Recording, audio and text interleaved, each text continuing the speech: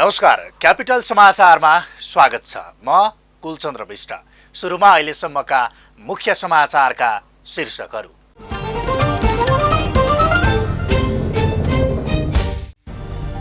संसद विघटन विरुद्ध परेका रिटहरूमाथिको सुनवाई बुधबारसम्मलाई स्थगित। सबै रिटहरू बृहत पूर्ण इजलासमा पठाउन अधिवक्ताहरूको माग। नेकपा प्रचण्ड नेपाल निकट अनिराश व्यूद्वारा संसद विघटन विरुद्ध दिउँसे लालटिन बालेर प्रदर्शन। प्रधानमन्त्रीलाई अझै गल्तीको प्रायश्चित गर्ने र सच्याउने अवसर भएको अध्यक्ष तामाङको भनाइ। बुधबार देशभर थप 409 जनामा कोरोना भाइरस संक्रमण पुष्टि। 495 जना निको भए, थप 6 जनाको मृत्यु। भारतका विभिन्न राज्यहरूमा बर्ड फ्लू फैलिएपछि हजारौं कुखुरा र पशुपक्षीहरू नष्ट। गुजरात, महाराष्ट्र र केरलामा माछा मासु बिक्रीमा रोक। र प्रोत्साहन भत्ता उपलब्ध गराइदिन माग गर्दै राष्ट्रिय तथा अन्तर्राष्ट्रिय खेलाडी संघद्वारा खेलकुद मन्त्रीको ध्यानाकर्षण। सहजीकरणको भूमिका खेल्ने खेलकुद मन्त्री तामाङको आश्वासन।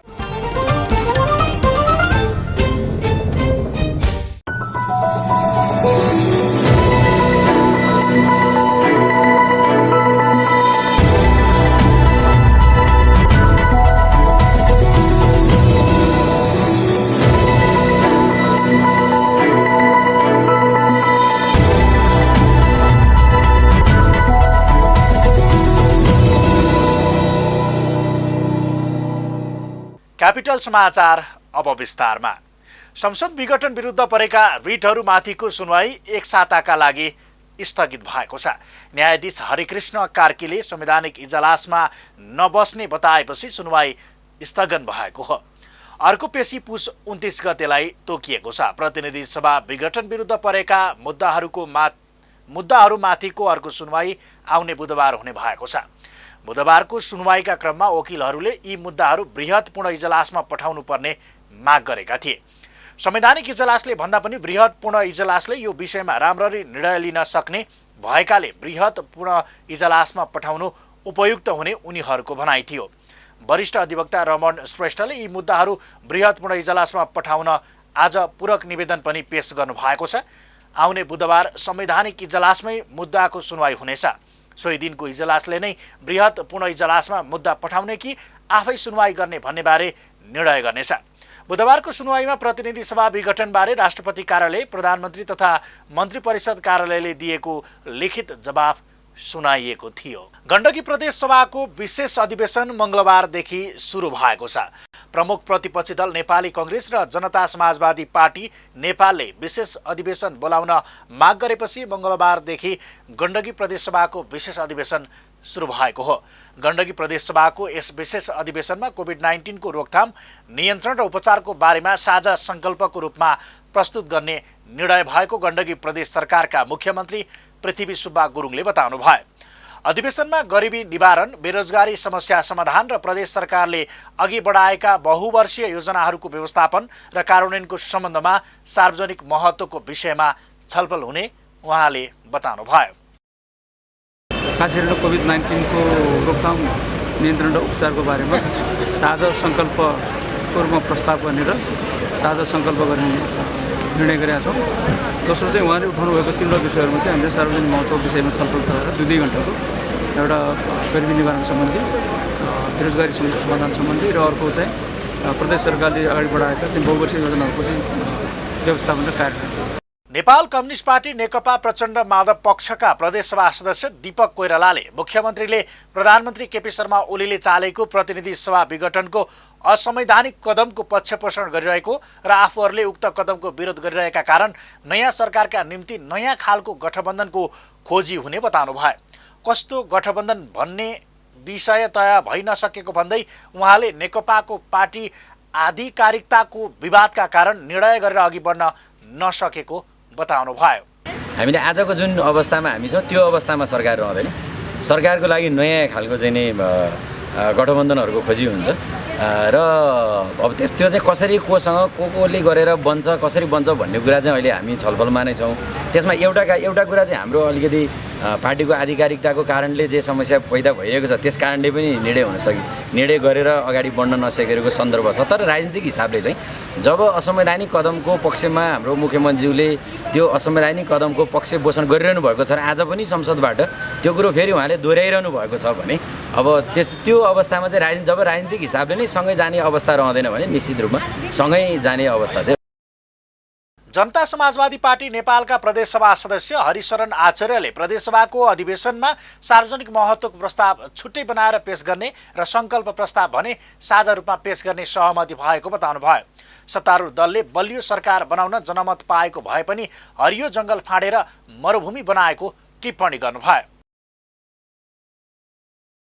उठिराखेको चाहिँ सवालको विषयवस्तु हामीले चाहिँ भनिराखेका छौँ। त्यो तीनवटा विषयवस्तु लाई चाहिँ हामीले चाहिँ के गर्यौँ भने यसलाई एउटा सार्वजनिक महत्त्वको प्रस्तावको रूपमा लिएर जाने हैन, यो बेरोजगारी समस्या सहितको चाहिँ विषयवस्तुलाई चाहिँ सार्वजनिक महत्त्वको प्रस्ताव बनाएर लिएर जाने र त्यो बिचमा हामी जुन दलहरूले चाहिँ दुईटा दलले चाहिँ हामीले मिलेर संयुक्त रूपमा पेश गरेका थियौँ हामीले सार्वजनिक महत्त्वको प्रस्ताव पनि छुट्टै बनाएर पेश गर्ने र त्यस पछाडि चाहिँ संकल्प प्रस्ताव चाहिँ साझा बनाएर पेश गर्ने भन्ने ढङ्गले त्यसरी अन्डरस्ट्यान्डिङ बनाएर हामी दुईटा अन्डरस्ट्यान्डिङ बनाएर छौँ।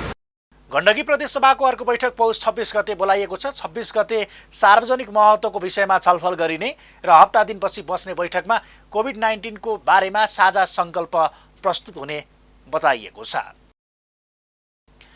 स्वास्थ्य तथा जनसङ्ख्या मन्त्रालयले कोरोना भाइरस संक्रमणको जोखिम कायमै रहेकाले सावधानी अपनाउन आग्रह गरेको छ। बुधबार पत्रकार सम्मेलन मार्फत मन्त्रालयका प्रवक्ता डाक्टर जागेश्वर गौतमले नेपालमा पनि नयाँ भाइरस फैलाउँदो क्रममा रहेकाले सचेत रहन आग्रह गर्नुभएको हो। डाक्टर गौतमले काठमाडौँ उपत्यकामा वायु प्रदूषण बढेकाले विशेष ध्यान दिन आग्रह गर्नुभएको छ। उहाँले मर्निङ वाकमा नजान पनि आग्रह गर्नुभयो। मंगलबार वन तथा वातावरण मन्त्रालय अन्तर्गतको वातावरण विभागले काठमाडौँ उपत्यकामा वायु प्रदूषणको स्तर अत्याधिक रूपमा बढेको भन्दै घर बाहिर ननिस्कन र निस्कँदा सावधानी अपनाउने आग्रह गरेको थियो।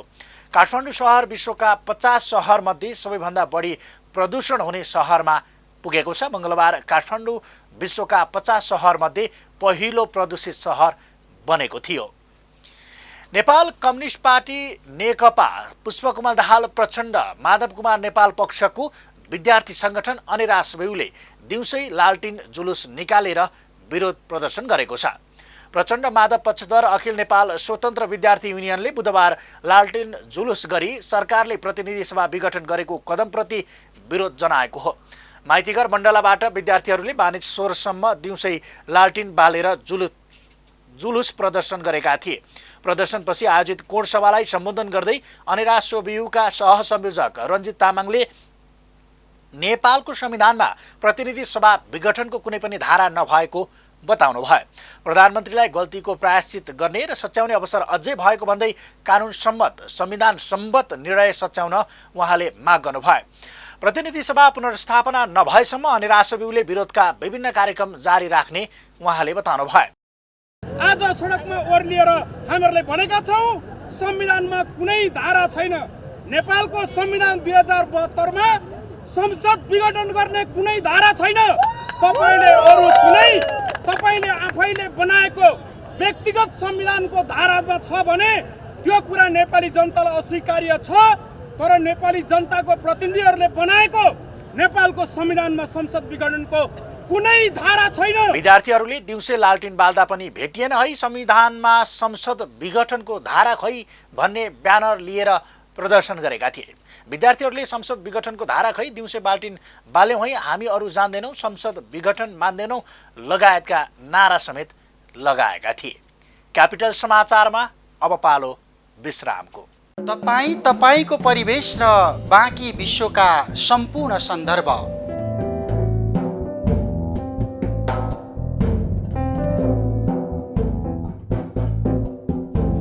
मानव सभ्यताका विविध आयाम साथमा रोचक विश्व अनि विज्ञान र प्रविधिको चर्चा। कार्यक्रम गोलार्ध।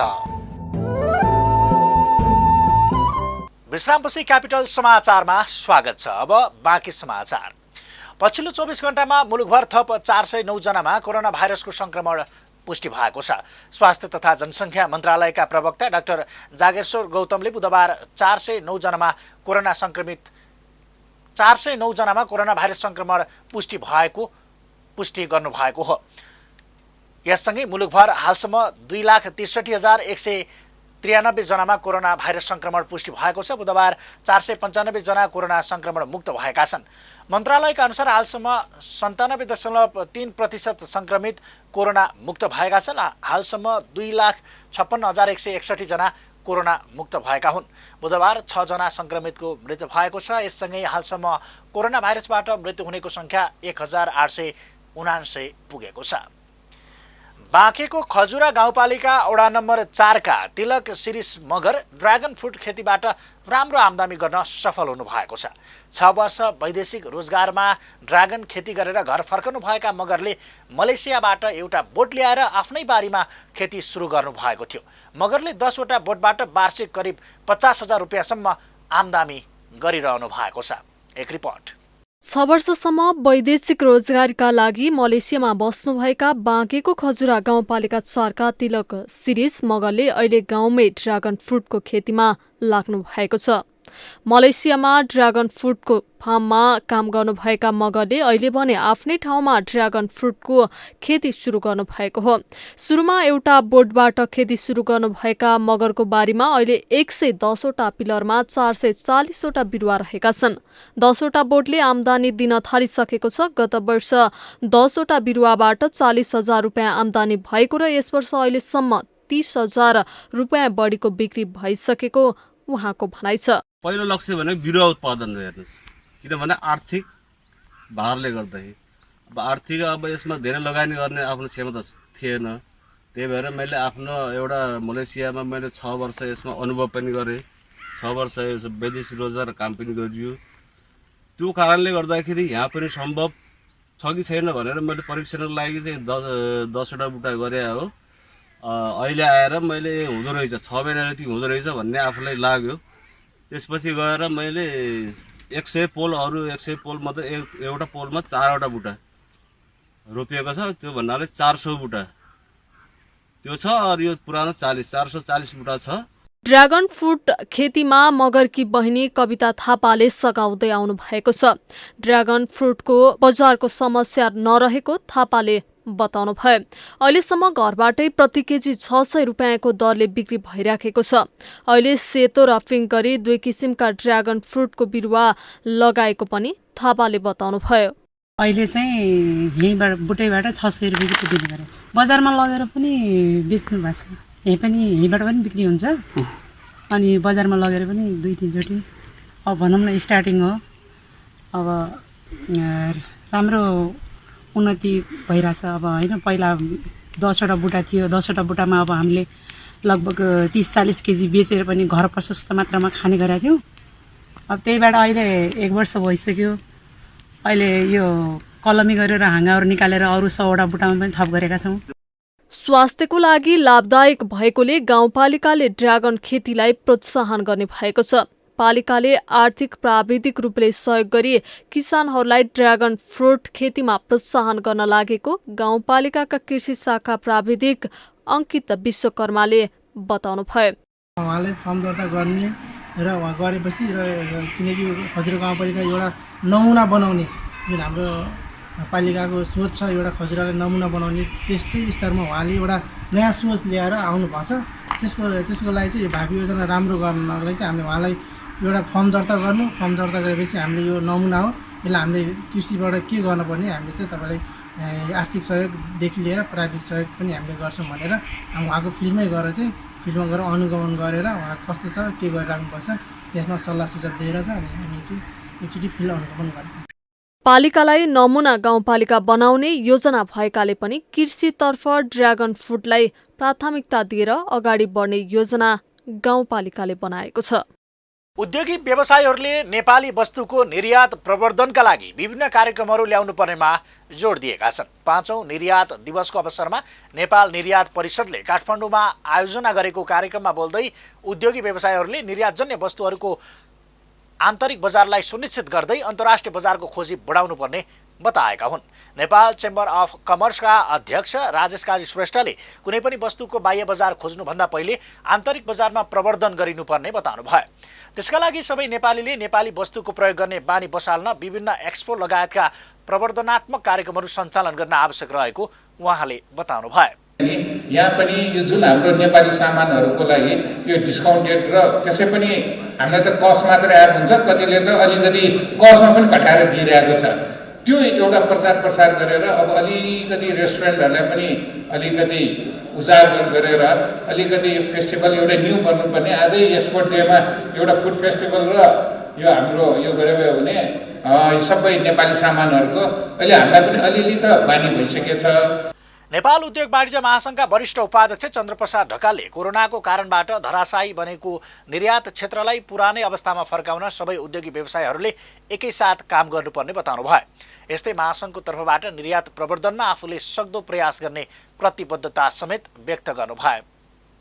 नेपाल उद्योग वाणिज्य महासङ्घको चाहिँ तर्फबाट भन्नुपर्दाखेरि यहाँहरू निर्यात परिषदको द्वितीय उपाध्यक्ष हाम्रो नरेशजी पनि हाम्रो उद्योग वाणिज्य महासङ्घमा को चाहिँ केन्द्रीय सदस्यमा चाहिँ आउनु भएको चाहिँ छ र म यहाँहरूलाई एउटा के विश्वास दिलाउन चाहन्छु भने म पनि वास्तवमा यो एक्सपोर्ट काउन्सिलको निर्यात परिषदको म पनि एउटा चाहिँ संस्थापक चाहिँ सदस्यको चाहिँ हैसियतले र अहिले नेपाल उद्योग वाणिज्य महासङ्घको चाहिँ वरिष्ठ उपाध्यक्ष चाहिँ भएको हिसाबले वास्तवमा यो एक्सपोर्टलाई प्रमोसन गर्नको लागि नेपाल उद्योग वाणिज्य महासङ्घको चाहिँ तर्फबाट चाहे सरकारसँग भनौँ, चाहे रेगुलेटरसँग भनौँ, चाहे सम्बन्धित नियमनकारी निकायसँग चाहिँ एउटा चाहिँ पहल गर्ने कुरामा म लागि पर्नेछु भन्ने कुरा म यहाँ सबैजनालाई म एउटा चाहिँ विश्वास दिलाउन चाहिँ चाहन्छु।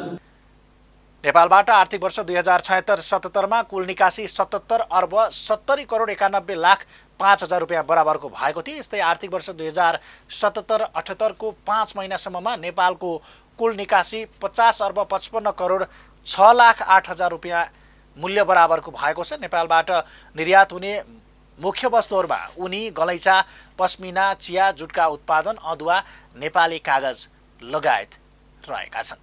क्यापिटल समाचारमा पुनः एकैछिन विश्राम। प्रश्न सटीक,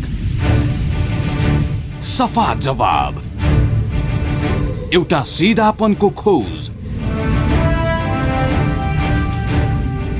सीधा कुरा।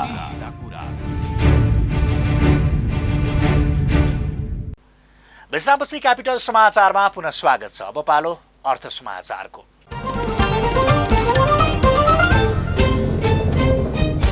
बुधबार शेयर बजार नेप्से परिसूचक 13.07 अङ्कले बढेको छ। 12वटा उपसमूह मध्ये 10 उपसमूह बढ्दा नेप्से 2178.57 को बिन्दुमा पुगेको छ। 12 उपसमूह मध्ये व्यापार समूह 20.99 अङ्क र हाइड्रो पावर समूह 12.8 अङ्कले ओह्रालो लागेको हो। बुधबार सेन्सिटिभ इन्डेक्स पनि 4.45 अङ्कले बढेर 418.14 को बिन्दुमा पुगेको छ। यस्तै कारोबारमा आएका 205 कम्पनीले 4 अर्ब 42 करोड 54 लाख बराबरको कारोबार गरेका छन्। अन्तिम समयसम्म 1 करोड 5 लाख 35,216 किता शेयर 40,367 पटक कारोबार भएको थियो। अब पालो अन्तर्राष्ट्रिय समाचारको।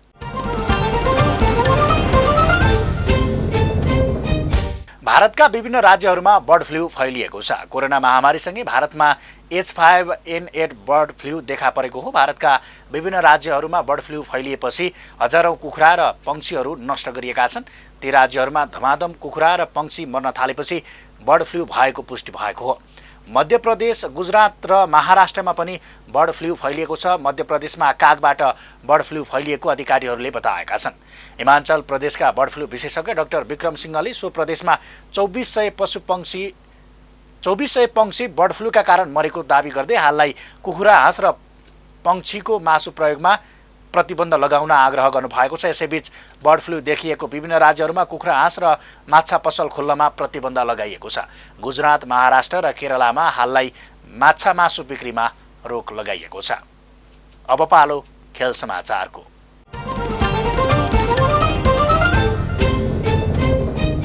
प्रोत्साहन भत्ता उपलब्ध गराइदिन माग गर्दै राष्ट्रिय तथा अन्तर्राष्ट्रिय खेलाडी सङ्घ एनएनआइपिएले बुधबार युवा तथा खेलकुद मन्त्री दावा तामाङलाई ध्यानाकर्षण पत्र बुझाएको छ। सिंहदरबार स्थित युवा तथा खेलकुद मन्त्रालयमा पुगेर एनएनआइपिएले राष्ट्रका लागि पदक दिलाउने खेलाडीलाई दिँदै आएको प्रोत्साहन भत्ता साउनदेखि रोकिएको भन्दै यथाशीघ्र सम्बोधन गर्न ध्यानाकर्षण पत्र बुझाएको हो। ज्ञापन पत्र बुझाउनका लागि अध्यक्ष दीपक श्रेष्ठको नेतृत्वमा सङ्घको टोली बुधबार मन्त्रालय पुगेको हो। ज्ञापन पत्र बुझेपछि युवा तथा खेलकुद मन्त्री दावा तामाङले खेलाडीलाई उपलब्ध गराउँदै आएको सेवा सुविधा दिलाउनका लागि सहजीकरणको भूमिका खेल्ने बताउनु भयो। खेलकुद महाशाखा प्रमुख सहसचिवजीको नेतृत्वमा कार्यदल बनेको कुरा सर्वैले र यसले छिटै यो प्रतिवेदनलाई अगाडि बढाउनेछ र मैले मन्त्रालयको तर्फबाट भन्नुपर्दाखेरि यो कामलाई कति पनि विलम्ब नगरिकन छिटोभन्दा छिटो प्रक्रियालाई अगाडि बढाउनेछु। गत वर्ष नेपालमा नै सम्पन्न भएको 13औं दक्षिण एसियाली खेलकुद सागमा नेपालले 51 स्वर्ण पदक जितेको थियो, तर ती स्वर्ण पदक विजेताले अहिलेसम्म प्रोत्साहन भत्ता पाएका छैनन्। प्रोत्साहन भत्ताका विषयमा कार्यविधिको मस्यौदा तयार गर्नका लागि मन्त्री लामाले आफ्नो पहिलो निर्णयका रूपमा 7 सदस्यीय समिति गठन गरेको कार्यक्रममा जानकारी दिनुभयो। आर्थिक वर्षसम्म प्रत्येक ओलम्पियनले मासिक 4,000, एसियाली खेलकुदका पदक विजेताले प्रति पदक 6,000 र सागका स्वर्ण पदक विजेताले प्रति पदक 6,000 रुपियाँ प्रोत्साहन बापत प्राप्त गर्दै आएका थिए। यससँगै हामी क्यापिटल समाचारको अन्त्यमा छौँ। अन्त्यमा मुख्य समाचारका शीर्षकहरू फेरि एकपटक।